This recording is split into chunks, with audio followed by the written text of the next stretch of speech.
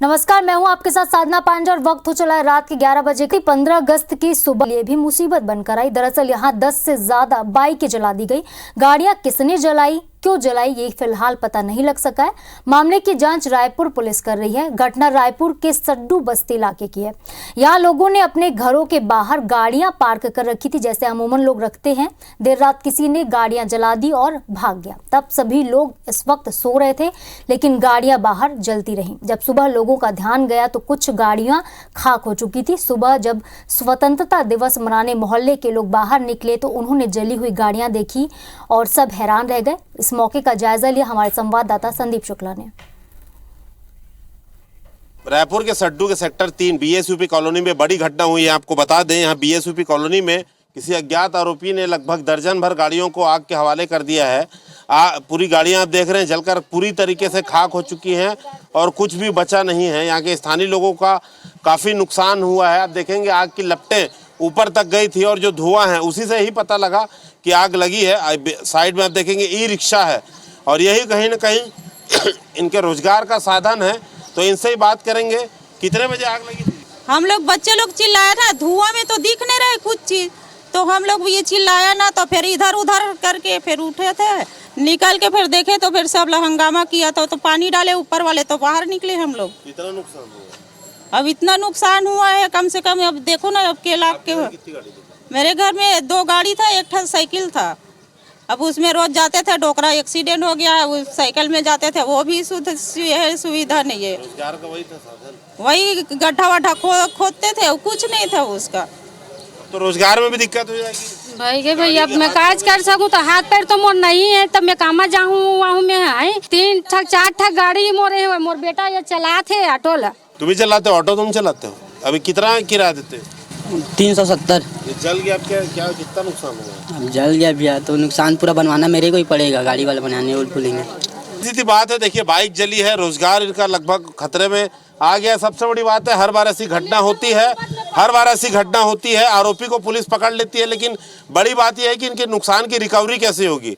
बिल्कुल ये आरोपी से ही करना चाहिए। रोजगार लोगों का छिन गया है, इस पे खतरे में पड़ गया रोजगार। देखते हैं कि अब पंडरी थाना का मामला है, विधानसभा थाने का बीच का मामला है, इस पे पुलिस आरोपी को कब तक पकड़ती है। और बड़ा सवाल ये है कि इसके जो नुकसान हुआ उसकी रिकवरी कैसे होती है। कैमरामैन मुकेश सिंह के साथ संदीप शुक्ला, IBC 24 रायपुर। और छत्तीसगढ़ में इन दिनों ऑनलाइन सट्टे का बाजार तेजी से फल फूल रहा है। रायपुर पुलिस ने महादेव ऑनलाइन ऐप के खिलाफ 2 बड़ी कार्रवाइयां की।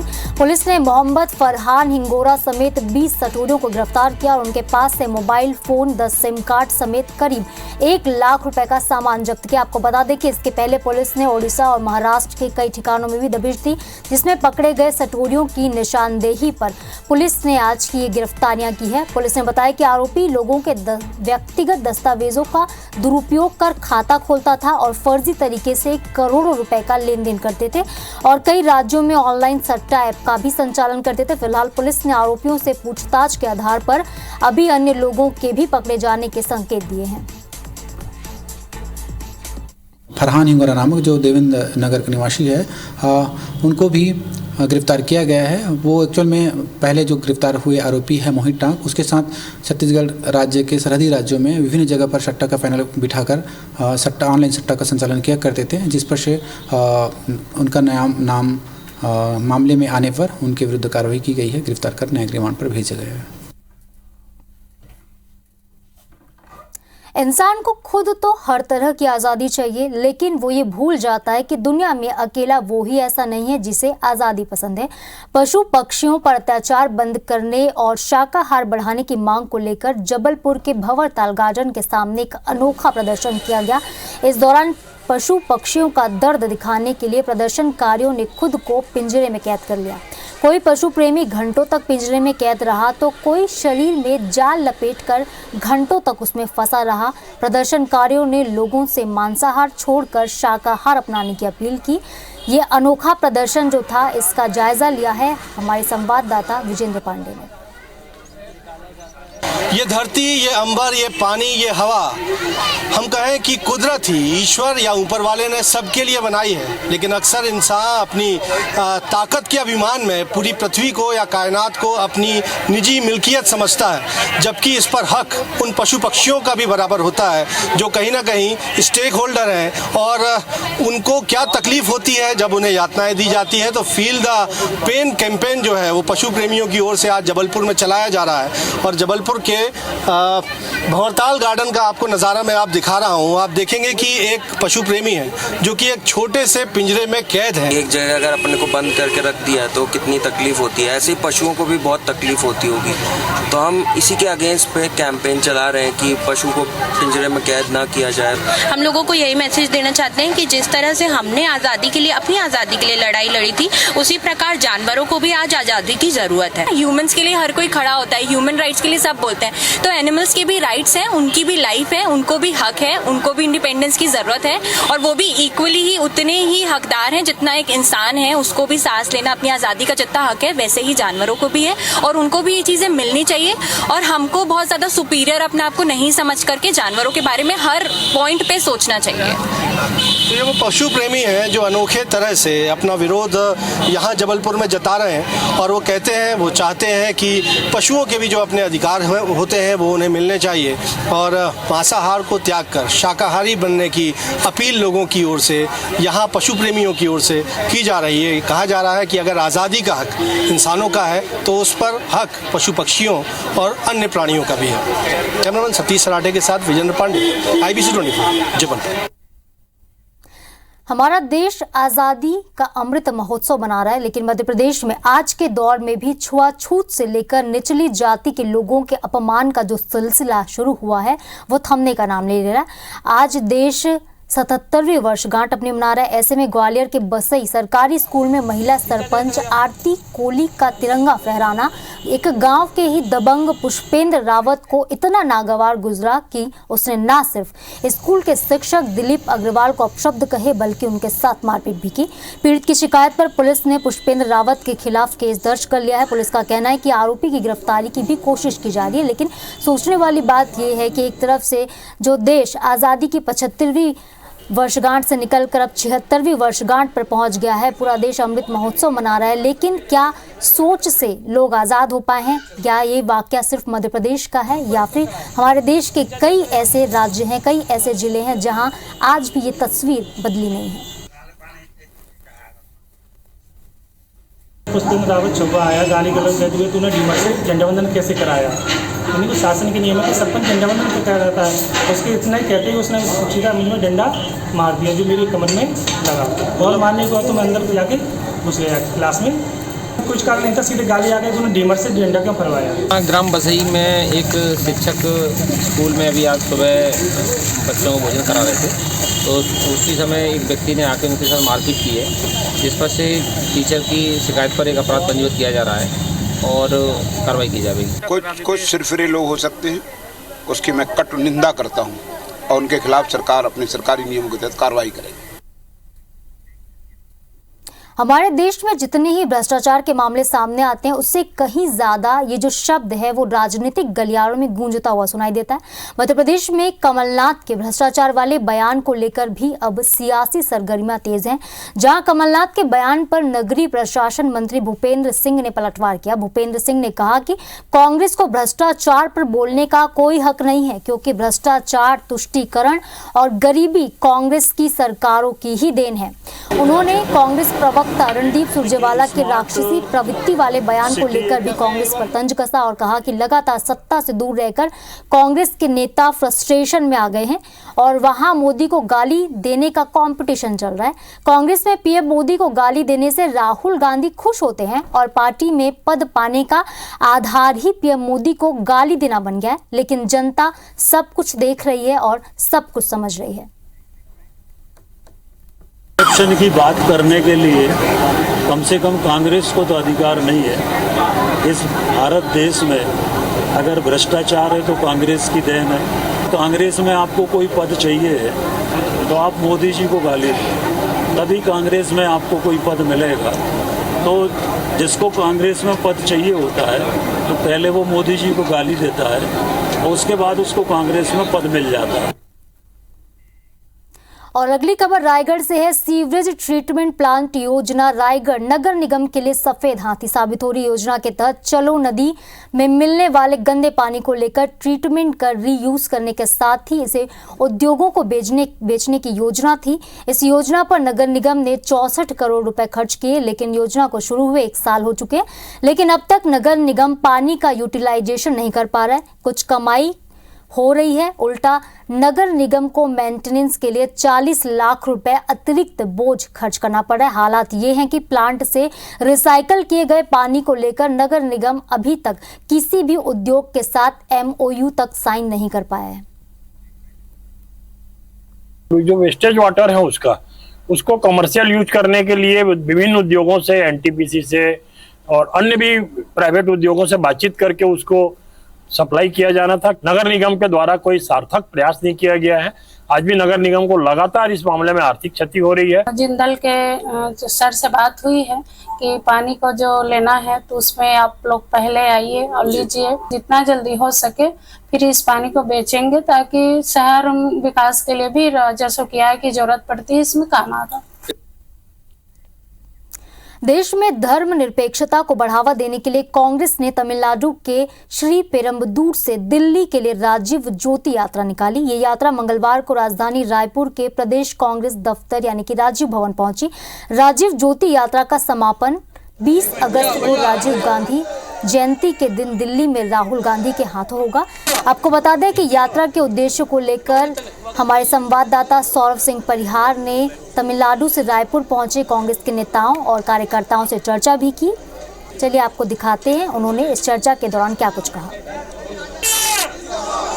कांग्रेस के नेता और कार्यकर्ता तमिलनाडु से राजीव ज्योति यात्रा निकाले हुए हैं और आप देख सकते हैं कि ये ज्योति यात्रा आज जो है राजीव भवन पहुंची हुई है और इस यात्रा का जो है पूरा नेतृत्व कर रहे हैं ये तमिलनाडु के सभी कांग्रेस के नेता और कार्यकर्ता हैं।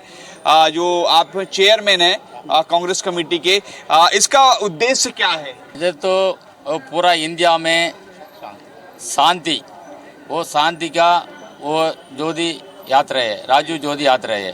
तो 20 अगस्त को राजीव गांधी की जयंती है तो राहुल गांधी को भी आप उनसे मुलाकात करेंगे? हाँ, वो जाके वो समाधि का पूरा आदमी जाता हो, मेरे साथ 40 आदमी आया, वो आदमी जाके राहुल गांधी के पहले इसका आदमी दे दूंगा, बाद में वीरपुर में रख के प्रेयर करके आ जाता हूँ। तो आपने सुना ये तमिलनाडु के कांग्रेस के नेता और कार्यकर्ता हैं जो राजीव ज्योति यात्रा को लेकर निकल पड़े हैं और 20 अगस्त को राजीव गांधी की जयंती है और उसी दिन राहुल गांधी को भी सौंपेंगे और इसका एक ही उद्देश्य है कि किस तरीके से जो राजीव गांधी ने जो मैसेज दिए थे उस मैसेज को आम जनों के बीच ले जाया जा सके। Camera Saurabh Singh Parihar, IBC 24 Raipur. और अगली खबर सुकमा से है। सुकमा के नक्सल प्रभावित इलाकों में स्वतंत्रता दिवस का जश्न मनाया गया है। एल्मागुंडा मिनपा इलाके के कैंप में उत्सव का माहौल रहा। नक्सलियों के बटालियन जोन में जवानों ने स्काई लैंप उड़ाए हैं। आपको बता दें कि जिला पुलिस और CRPF के जवानों ने आसमान में स्काई लैंप उड़ाए हैं, जो इस वक्त आप IBC 24 की टेलीविजन स्क्रीन पर भी देख रहे हैं। किस तरह से देश आज आज़ादी के पर्व को मना रहा है और इस जश्न में नक्सल इलाकों में तैनात रहने वाले हमारे जवान किस तरह से पीछे रहते, ये लैंप उड़ाकर उन्हें साफ साफ संदेश दे दिया है कि जो भी नक्सली गतिविधियों को अंजाम देगा या फिर जो देश के खिलाफ, छत्तीसगढ़ के खिलाफ काम करेगा, ऐसे लोगों को साफ संदेश है कि सुरक्षा बल हर चप्पे चप्पे पर तैनात हैं। और इस वक्त आप तस्वीरें देख रहे हैं, खूबसूरत तस्वीरें जहां देश की आज़ादी का जश्न सुकमा में CRPF के जवानों ने और पुलिस प्रशासन ने मनाया है।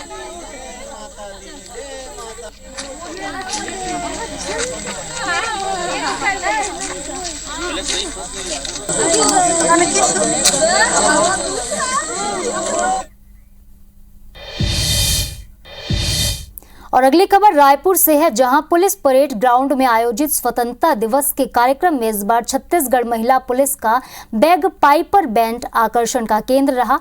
हरियाणा से विशेष रूप से ट्रेनिंग लेकर पहुंची छत्तीसगढ़ महिला पुलिस के इस बैंड ने पहली बार रायपुर में अपनी शानदार प्रस्तुति दी। बैंड के कमांडेंट और सदस्यों से बातचीत की है हमारे संवाददाता राजेश मिश्रा ने। रायपुर के पुलिस परेड ग्राउंड में इस बार स्वतंत्रता दिवस में सबसे ज्यादा आकर्षक जो रहा ये छत्तीसगढ़ महिला पुलिस का पाइप बैंड रहा। और आप देख रहे हैं इसके लिए इन्होंने खास तैयारी की थी। ये एक तरह से विशेष बैंड है, इसके लिए उन्होंने जाकर एक ट्रेनिंग ली थी। ये महासमुंद जिले में जो 20 बटालियन है छत्तीसगढ़ सशस्त्र बल की महिला पुलिस की, उनके महिला जवान है और इनकी वेशभूषा भी आप देखिए एक अलग तरह की वेशभूषा है। और ये इस रायपुर के पुलिस परेड ग्राउंड की इस बार विशेष आकर्षण रही। इसकी कमांडेंट हमारे साथ यहाँ पर उपस्थित है। ये जो बैंड है आपका, उसको क्या बैंड बोलते हैं और किस तरह की ट्रेनिंग लिया, कहाँ लिया आप लोगों ने? इसको पाइप बैंड बोलते हैं। इसके लिए हम लोग ने 6 महीने कोर्स किया हरियाणा BTC में। किस तरह की ट्रेनिंग ली, कितने दिन ट्रेनिंग लिए थे?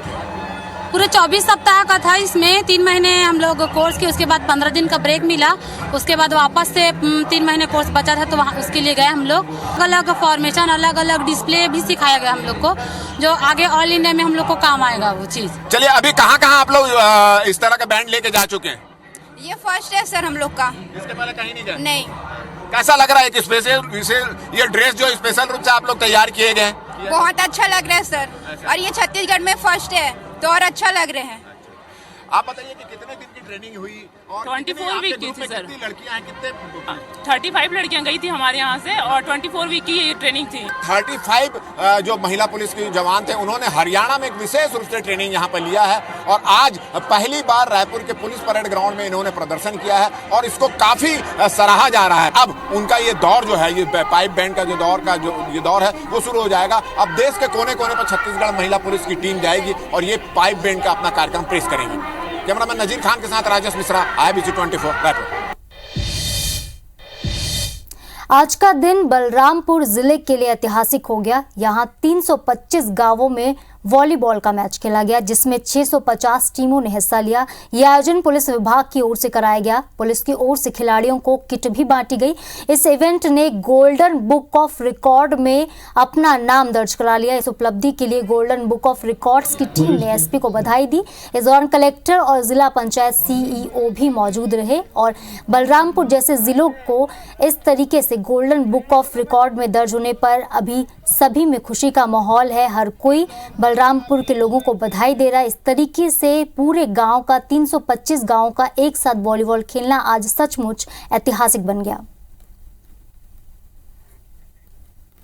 खेल गतिविधियों को आगे बढ़ाने के लिए वॉलीबॉल का पूरा किट और ड्रेस दिया गया है ताकि उस सभी गांव में एक खेल का सुखद वातावरण बने और आने वाला जो पीढ़ी है, छोटे बच्चे हैं, वो खेल की तरफ उसका रुझान हो। साथ ही साथ युवा पीढ़ी भी अन्य गतिविधियों के बजाय खेल की तरफ उसका रुझान बढ़े। 600-700 टीम अभी आंकड़े थोड़े से आने बाकी है। उतनी टीम जब एक साथ खेली तो यह हमारे golden book of world record में जो टास्क आया था वो ओके आया और आज हम यहाँ पे वर्ल्ड रिकॉर्ड की घोषणा की है। इस तरह का इतना बड़ा लोकेशन में वॉलीबॉल कभी नहीं खेला गया, तो इस तरह से ये वर्क आज हमारे golden book of world record में शामिल हुआ। 15 अगस्त के मौके पर भारत ही नहीं बल्कि दुनिया के कोने कोने में तिरंगा पूरी शान से लहराया गया। जबलपुर के जाने माने पर्वतारोही अंकित सेन ने यूरोप की सबसे ऊंची चोटी माउंट एल्ब्रूस में तिरंगा फहराया। बता दें कि माउंट एल्ब्रूस यूरोप और एशिया की सीमा पर है, जिसकी सीमा रूस से होकर गुजरती है। इसकी सबसे बड़ी चोटी 5642 मीटर ऊंची है, जो कि यूरोप का सबसे ऊंचा पर्वत शिखर माना जाता है। माउंट एल्ब्रूस पर तिरंगा लहराते हुए अंकित की खुशी का ठिकाना नहीं रहा। उन्होंने यूरोप के इस सबसे ऊंचे पर्वत के शिखर से भारतवासियों को स्वतंत्रता दिवस की शुभकामनाएं भी भेजी हैं।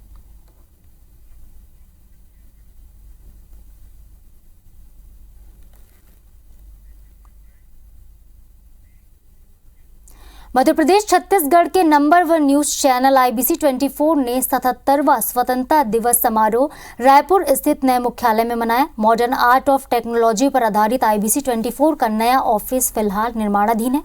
यहाँ गोयल ग्रुप ऑफ कंपनीज के चेयरमैन सुरेश गोयल ने तिरंगा फहराया। उन्होंने सभी को आज़ादी के पर्व की बधाई दी। समारोह में director Dinesh Goyal, CEO Vivek park, editor in chief Ravikant Mittal, executive editor Parmendra Mohan समेत तमाम एचओडी और टीम के सदस्य। इस अवसर पर कर्मचारियों के साथ बच्चों ने भी कई मनमोहक प्रस्तुतियां दी।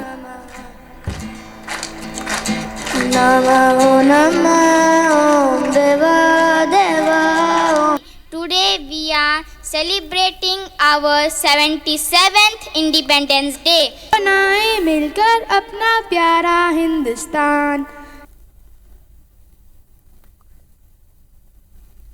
पूरे साथियों, पूरी टीम, आज आपको मैं स्वतंत्रता दिवस की 77वीं वर्षगांठ पर बहुत बहुत बधाई देता हूं, शुभकामनाएं देता हूं।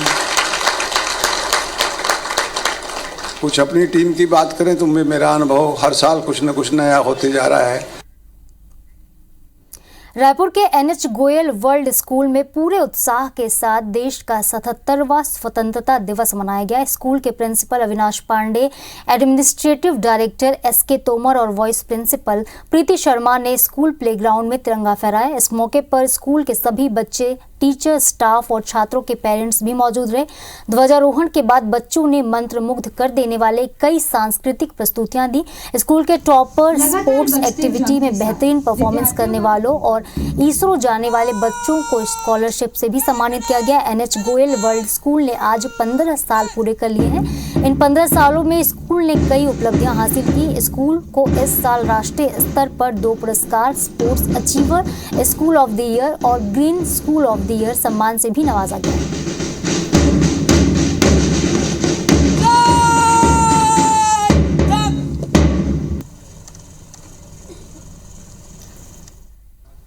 एनएच गोयल वर्ल्ड स्कूल बहुत ही सफलतापूर्वक अपना 15वां वर्ष इस साल मना रहा है और हमें बहुत गर्व है। स्कूल शाला के हर एक मेंबर को इस चीज़ का बहुत गर्व है। परसों ही हमारे स्कूल को 2 राष्ट्रीय स्तर पर अवार्ड मिले हैं। ग्रीन स्कूल का मिला है और sports achiever of the year का मिला है। तो ये श्रेय मैनेजमेंट को जाता है, स्कूल के हर एक बच्चे को जाता है, टीचर्स को जाता है और इसी बहाने हमारे लिए तो ये जो राष्ट्रीय पर्व है इसको मनाने के लिए और खुशी चौगुना हो गई है। 15 अगस्त के मौके पर भिलाई के मैत्री बाग में पर्यटकों ने आज सफेद बाग के कुनबे में आए 3 नन्हे मेहमानों का दीदार किया।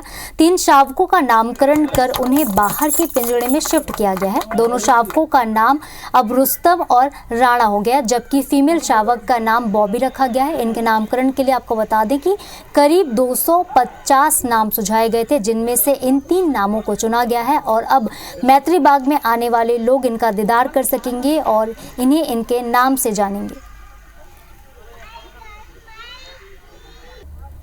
बड़ा उत्साह का दिन है, बड़ा आज वो 15 अगस्त भी है और पूरे देश में बड़े खुशी से मनाया जा रहा है। और हमारे मैत्री बाग के लिए एक बड़ी खुशी की बात है, जो 3.5 महीने पहले जो बच्चे हुए थे हमारे यहाँ, उनको आज हम माँ के साथ आम पर्यटकों के लिए खोला है। माँ और बच्चे दोनों स्वस्थ, जिनका शुरू से हमने ख्याल रखा है। माँ का नाम रक्षा है और उसके पिता का नाम सुल्तान है। बच्चों का नाम हमने रखा है, रुस्तम रखा है, राणा रखा है और बॉबी रखा है।